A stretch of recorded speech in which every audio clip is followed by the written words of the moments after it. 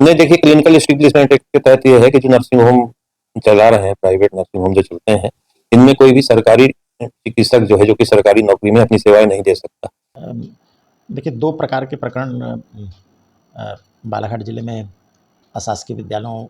पर कार्रवाई में शामिल किए गए थे। बालाघाट में कलेक्टर मृणाल मीणा के निर्देशन पर पिछले एक सप्ताह में ताबड़तोड़ कार्रवाई की गई है, जो हड़कंप मचाए हुए है। इसमें जहां एक और शिक्षा विभाग के द्वारा अधिक फीस लेने के चलते फीस वापसी को लेकर नामी गिरामी निजी स्कूल सहित दर्जनों निजी स्कूलों पर कार्रवाई की गई है,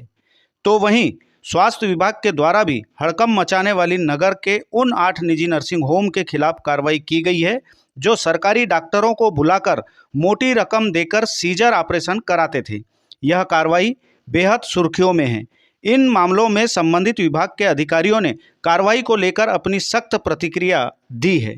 बात करें शिक्षा विभाग के द्वारा की गई कार्रवाई की, तो शैक्षणिक सत्र 2021 से 2025 तक के सत्र में फीस वृद्धि के मामले में कलेक्टर मृणाल मीणा ने जिले की 45 स्कूलों पर कार्रवाई की है। कलेक्टर श्री मीणा ने पिछले 3 व वर्तमान शैक्षणिक सत्र में 11 से 15% वृद्धि करने वाले स्कूलों को चालू सत्र में फीस समायोजन या नियम विरुद्ध फीस बढ़ाने पर बढ़ाई गई फीस वापस करने के आदेश किए गए हैं,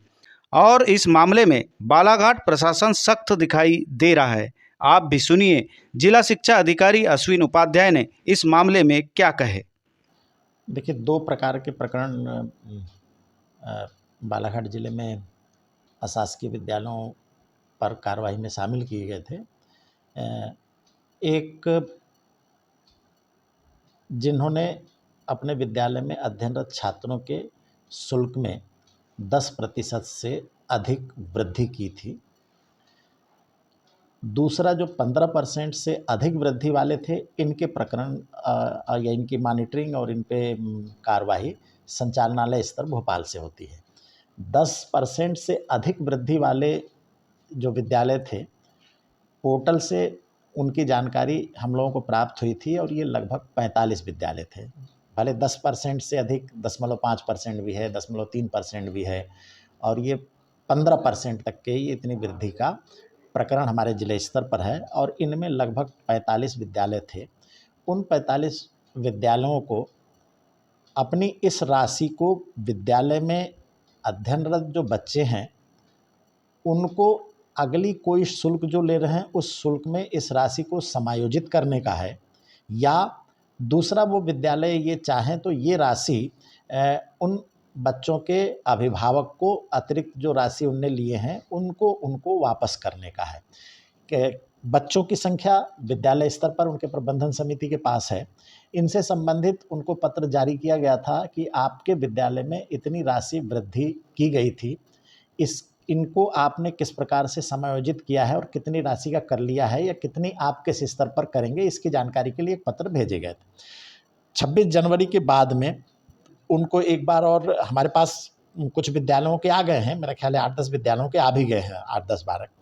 और वो प्रपत्र आ रहे हैं उनकी जानकारी। उनको हम लोग अभी कंपाइल करेंगे, लेकिन सभी विद्यालयों के प्राप्त नहीं हुए हैं, तो इनको एक 27 तारीख को एक पत्र मैंने जारी किया है, और उसमें उनको एक बार 6 दिवस का समय उनको दिया है कि एक सप्ताह के भीतर आप शेष जो विद्यालय हैं जिन्होंने नहीं जमा किया है, वो इनका पालन प्रतिवेदन से हम लोगों को अवगत कराएं। वो पालन प्रतिवेदन विद्यालयों से प्राप्त होंगे तो हमारे यहाँ पर एक समिति बैठेगी, वो समिति उसका परीक्षण कर लेगी, और फिर आपको मैं उसकी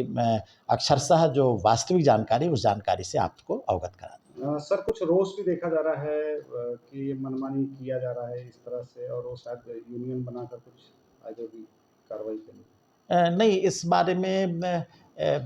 ऐसा कोई तो नहीं है, लेकिन जैसे आपका कहना हो मैं समझ रहा हूँ। देखिए मध्य प्रदेश शासन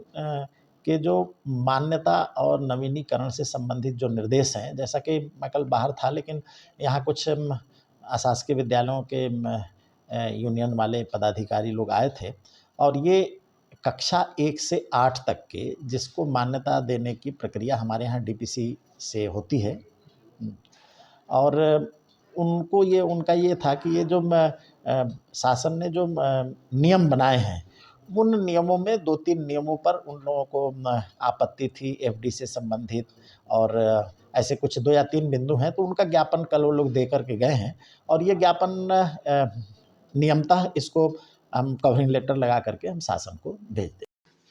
बता दें कि शिक्षा विभाग के अलावा कलेक्टर के निर्देशन पर स्वास्थ्य विभाग के सीएचएमओ डॉक्टर मनोज पांडे के द्वारा 8 निजी नर्सिंग होम पर शासकीय चिकित्सकों से नियम विरुद्ध सिजेरियन ऑपरेशन कराए जाने को लेकर सख्त कदम उठाते हुए नोटिस जारी किया गया है। इस संबंध में डॉक्टर मनोज पांडे सीएचएमओ ने बताया कि उनके द्वारा निजी नर्सिंग अस्पतालों से दस्तावेज मंगाए गए थे, जिसमें पाया गया कि शासकीय डॉक्टरों के द्वारा नियम विरुद्ध पिछले 2 माह में मरीज और उनके परिजनों से मोटी रकम लेकर 684 सीजर ऑपरेशन किया गया है, जिसके चलते निजी अस्पतालों को नोटिस जारी कर जवाब मांगा गया है। इस संबंध में सीएचएमओ डॉक्टर पांडे ने क्या कहे, आप खुद सुनिए।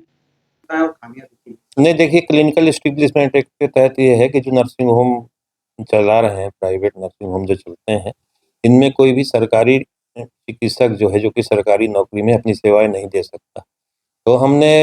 उनके कुछ डॉक्यूमेंट कलेक्ट किए थे और इन्हीं से जानकारी मंगाई थी। तो इन्हीं के द्वारा जानकारी दी गई कि हमारे यहाँ पर जो प्रोसीजर किए गए हैं, ऑपरेशन वगैरह किए गए हैं, इसमें ये निम्न चिकित्सक उपस्थित हुए थे और जहाँ पर सरकारी चिकित्सक थे वैसे नर्सिंग होम को हमने नोटिस जारी किया है।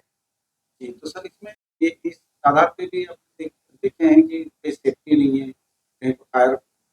हाँ, नहीं, वो सबकी तो समय-समय पे जाँच की जाती है, उनको आगाह किया जाता है जैसे। लेकिन अभी जो है फायर ऑडिट भी सबने अपना करा लिया है, इलेक्ट्रिकल ऑडिट भी करा लिया है, पॉल्यूशन बोर्ड से भी सबके पास में सर्टिफिकेट है। क्योंकि क्लिनिकल एस्टेब्लिशमेंट के तहत इनको एक हलफनामा देना पड़ता है कि हम किसी भी सरकारी चिकित्सक को अपने यहाँ काम पर नहीं लेंगे। तो उस परिप्रेक्ष्य में जाँच की गई थी और इसमें उन्हीं के द्वारा जो जानकारी हमारे पास में प्राप्त हुई है, उसी जानकारी के आधार पे हमने कार्रवाई की। सरकारी